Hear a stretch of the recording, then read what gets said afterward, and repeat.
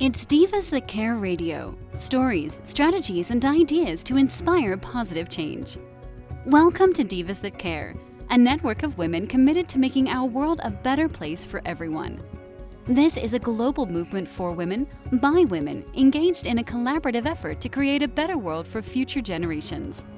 To find out more about the movement, visit divasthatcare.com after the show. Right now, though, stay tuned for another jolt of inspiration. Hello, everyone, and welcome back to the Divas That Care. My name is Candace Gish. If this is your very first time tuning into the Divas That Care, a huge welcome. We are now in our 14th year.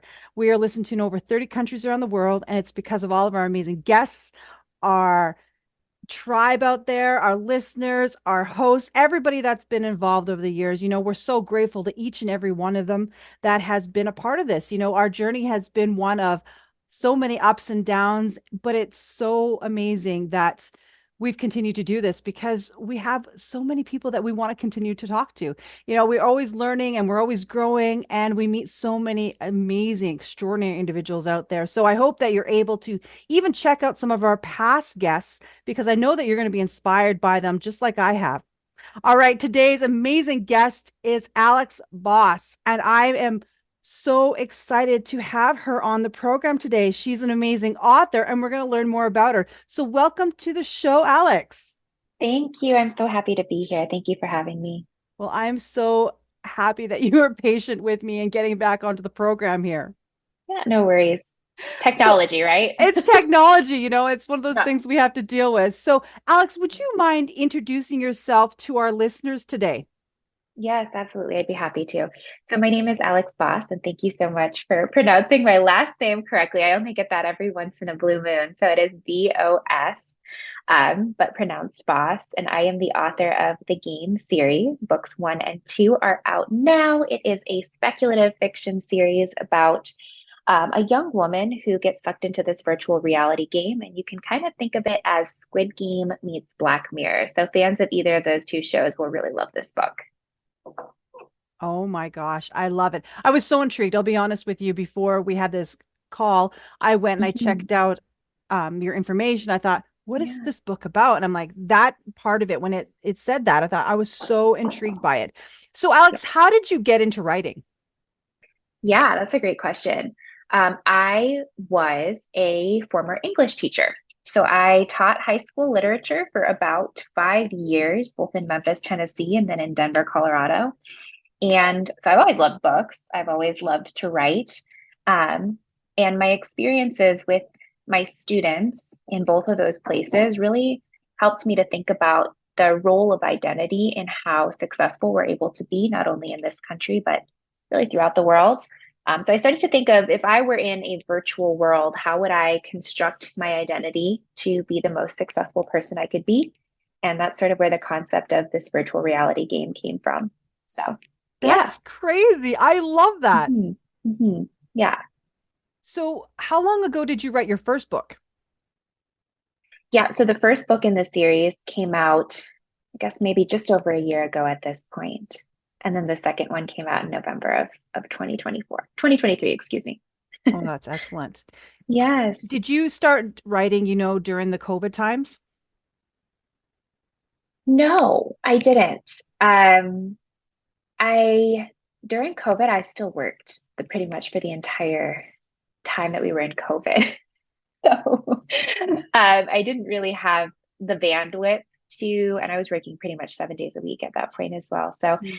I really only within the last few years or so felt like I had enough financial space as well as just marginal free time to actually sit down and write a novel. It's a lot of work. It is. I think that's Yeah. awesome. The reason why I was asking that is because a lot of our guests recently have said they made these huge transitions in that time. Mm, And they're like, they were yeah. trying to find themselves. And I thought, I wonder if this is when you've Mm, kind of found yourself too. yeah, I unfortunately did not have that luxury during COVID. I worked a lot at that point. That was actually it was a transformative time for me, but not in the same way that like I found a new creative passion. I really just worked a lot. That is understandable. So do you Yeah. write then books full time? No. Mm-mm.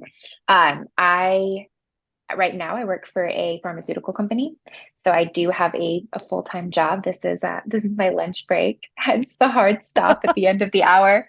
But yeah, I think honestly, I wish I knew more people who had a full-time job and then also, pursued their creative passions. Hmm. It's kind of how everybody has to start, I think. Like, unless Yes. you are just won the lottery or you're independently wealthy or retired, like this is kind of the phase of life that you're in where you're like, okay, I have a full-time job and that's what pays my bills. And then in addition to that, I'm gonna muster up the gumption to sit down every morning and produce something creative that may or may not be commercially successful. So Yep. that's the stage I'm in right now, anyway.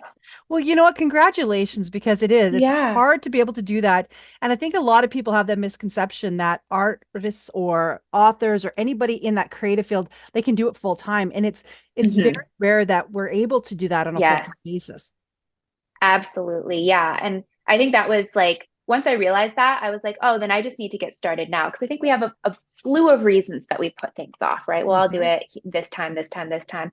And I suddenly realized I was like, oh, there's never going to be a time in my life where I could just completely 100% focus myself on publishing a book. That time's not going to come, so I need to stop waiting for it.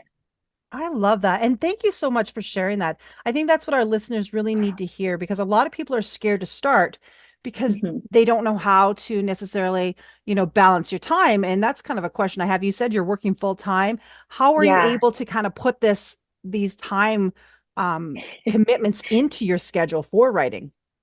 Yeah, I think I'm definitely David Gogginsing a little bit. So for those who don't know that reference, he gets up every morning and does his like cold shower and runs 10 miles. And so for me, instead of running 10 miles, I get up at 6 a.m. and I write for an hour and a half pretty much every morning before work starts.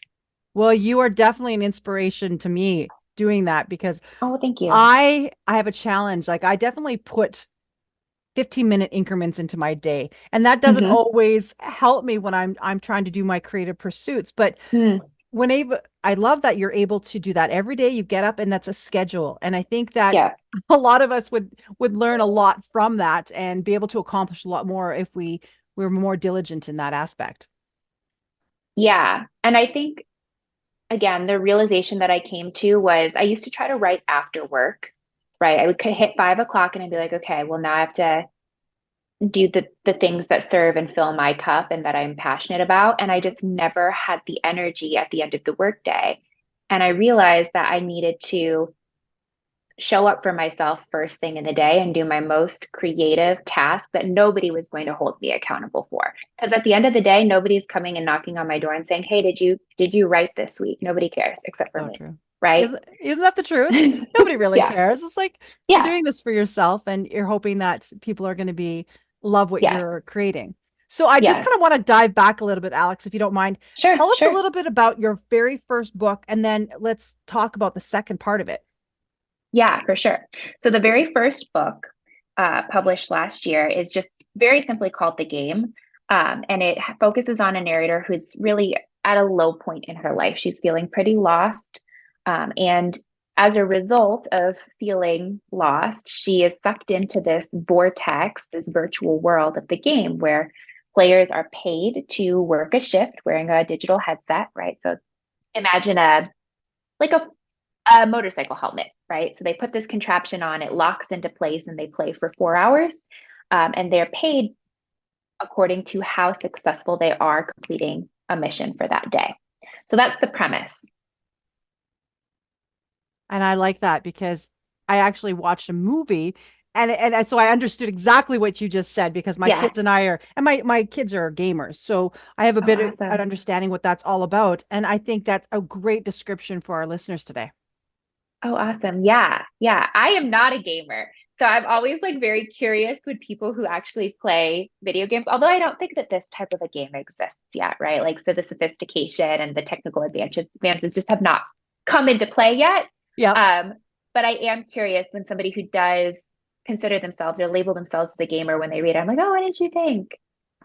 No negative feedback so far, but you have to let me know if your kids have any feedback or any I suggestions. will definitely do that. And I want to ask you, what is Yeah. the age group for your books? I would say my target demographic would be females in their 20s, Hmm. 20s, 30s, maybe 40s, would be my target demographic. I've had people outside that demographic read it, and I've had some people who are like, "Yeah, I really loved it," and some people who are like, "Yeah, I can tell I'm not your target audience," um, but still engaging, right? So if you like tech, if you Yep. like Black Mirror, right, Yep. then I would see it as like a really nice avenue. If you can commiserate with a female protagonist, right, Yes. it's a nice book for someone like that. Well, and honestly, I think that's the genre or the ideal of a book that a lot of people are starting to read a lot more these days. Mm, It's the thing that intrigues us. It's the things that I don't even know if we want to say more related to or relatable to that character, but I think we're always looking for that strong aspect of the character of a woman. yes, yeah, absolutely. And I definitely wanted to use this series to explore femininity in a number of different ways. So you Hmm. talked a little bit about the second book. The second book is written from the perspective of another character, but again, another female character. So I That's guess excellent. I usually write women. So Well, I think that's wonderful. I love that. yeah, And yes, how can our listeners get a copy of your book? Because I want you to tell us what your social media handles are, but and where can they sure. purchase these books? Yeah, so right now you can purchase a copy on Amazon. You could also purchase it from Target.com, BarnesandNoble.com. I believe that might be it. Yes, I think those three sources are the three places that you can purchase it now. Honestly, I have people reach out all the time and ask which one's best. All three are equal to me. They're all um, equally profitable. I don't make a lot of money off of this book, but what I really do care about is people reading it. And speaking of social media, I'm always happy to hear people's feedback.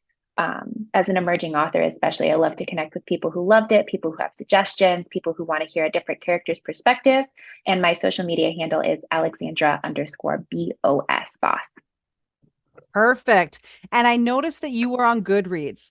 I love Yes. Goodreads. I actually started following you on there because I have a Goodreads account also.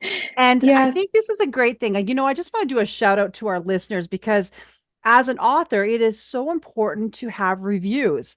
And reviews are a great place to post on Goodreads. So tell us about that. How do you use that? Do you connect with a lot of your people on Goodreads? It's funny you should say that because I every once in a blue moon, I do go and read my Goodreads reviews.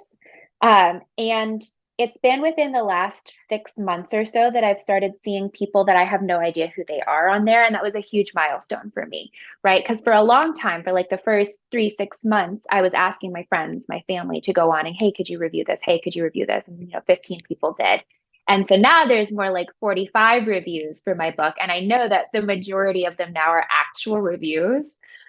One of I my love it. my favorite reviews was that it did not have any weird book smell to it. I was like, okay, what a strange thing to say. Yeah. No weird book smell. I was like, okay, I don't have no control over the smell, but I'm glad that it did not offend.